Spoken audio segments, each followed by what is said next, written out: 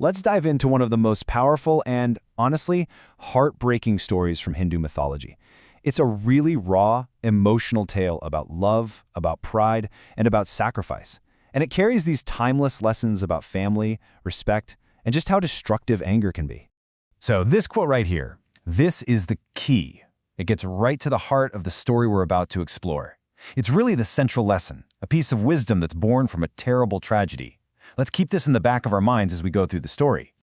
All right, so where does it all begin? Well, like so many epic tales, it starts with a marriage. When Mata Sati chooses to marry Lord Shiva, she's following her heart. But she has no idea that this single act of love is about to plant the seeds for a huge tragedy. So on one hand, you have Sati's pure devotion. She follows her heart and marries Shiva. But on the other hand, you've got her father, Prajapati Daksha, who's not just some dad, he's a powerful king.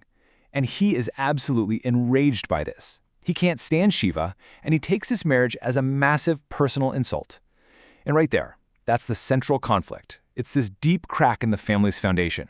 This brings us to the event that really kicks everything off.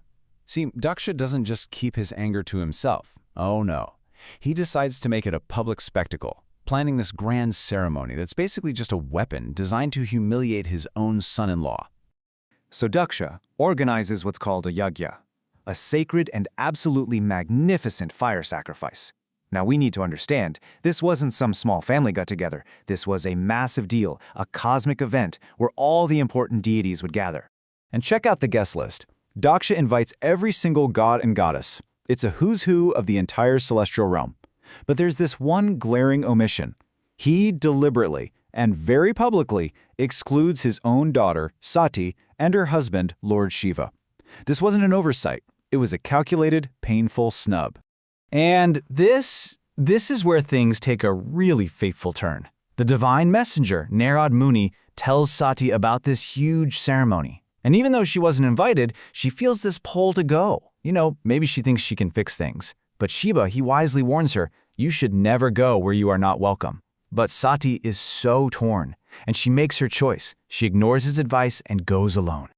So when Sati arrives at her childhood home, she finds no warm welcome.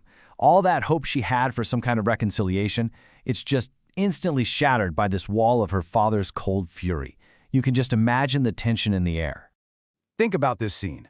Sati walks into this magnificent event, sees everyone she knows, and she goes straight to her father. She asks him a question that's just burning inside her. Why? Why was her husband, Lord Shiva, the only one not invited? But Daksha doesn't apologize. He doesn't even try to explain. Instead, he just unleashes a storm of insults against Shiva. And he doesn't do it in private. He does it right there in front of every single guest. He attacks Shiva's character, his lifestyle, everything. The humiliation is total, and it is completely intentional. And Sati is just broken. She cannot stand there and listen to her own father viciously insult her husband. Filled with a grief and a rage so deep, she makes a final tragic decision. She steps into the sacred fire of that very ceremony, sacrificing her own life in an ultimate act of protest and devotion. The news of Sati's death travels back to Lord Shiva, and what happens next is one of the most fearsome transformations in all of mythology. His profound grief instantly curdles into a universe-shaking rage. The price for Daksha's pride is paid swiftly and, well, terribly. When Shiva learns what happened, his fury is just boundless. From his rage, he creates Virabhadra, a being of pure wrath, and sends him to the ceremony. Virabhadra just destroys everything, and in a final act of justice, he beheads Prajapati Daksha himself. So, wow. After all that drama, destruction, and heartbreak, what's the key takeaway here? This story isn't just told for the spectacle, it contains some very clear, very direct lessons about our behavior. So what are we meant to learn from all this? The story really gives us two clear lessons. First, the one we started with. Partners should listen to each other's sound advice. If Sati had just heeded Shiva's warning, this whole tragedy might have been avoided. And second, a simple but powerful truth. You should never go where you aren't welcome. Sati's hope, as strong as it was just no match for her father's pride. And that leaves us with a final question to think about. In this whole complex web of love, duty, and ego, who truly bears the most responsibility? Was it Daksha for his blinding pride? Or was it Sati for ignoring wise counsel and walking straight into a place she knew was hostile? It's definitely something worth thinking about.